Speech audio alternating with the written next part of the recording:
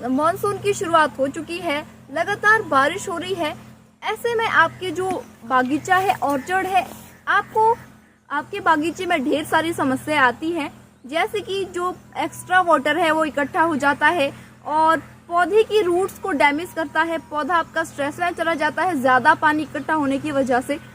ऐसे में इसका एक इलाज मैं आप लोगों के लिए लेकर के आई हूँ। आज की जो वीडियो होने वाली है वो होने वाली है मल्चिंग पर, आच्छादन पर। और मैं आज बात करने वाली हूँ प्राकृतिक आच्छादन की। जैसा कि आप मेरे पीछे देख ही पा रहे हैं, ढेर सारी मल्चिंग नीचे पड़ी हुई है। तो सबसे पहले मैं आपको बता दूं कि आच्छादन का अर्थ क्या है।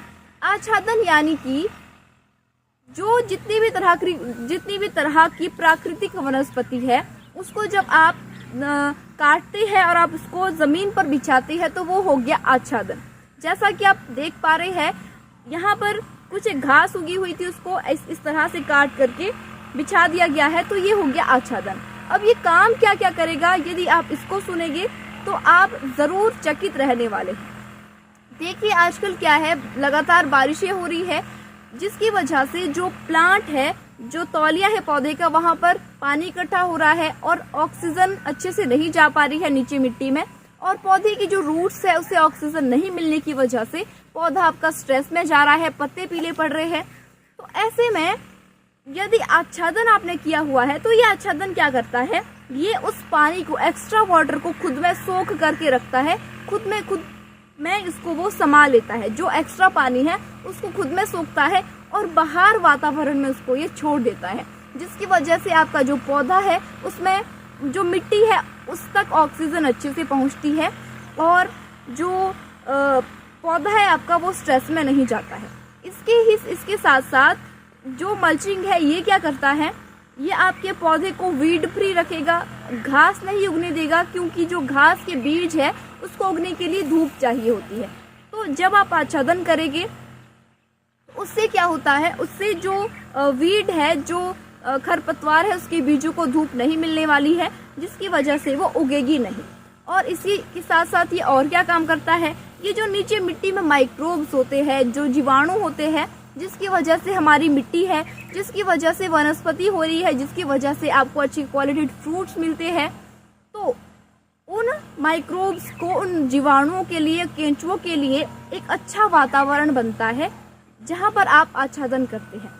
यदि मिट्टी आपकी खाली है, लगातार धूप पड़ रही है, तो ऐसे में वो अच्छे से काम नहीं कर पाते हैं, वो मर जाते हैं, क्योंकि जो धूप की किरणें हैं वो उनके लिए, देखिए धूप की किरणें यदि हम पर पड़ती है तो हम पर भी इतना ज्यादा प्रभाव पड़ता है। अब सोचिए यदि उन छोटे छोटे माइक्रोब्स पर पड़ रही है तो उन पर कितना प्रभाव पड़ेगा।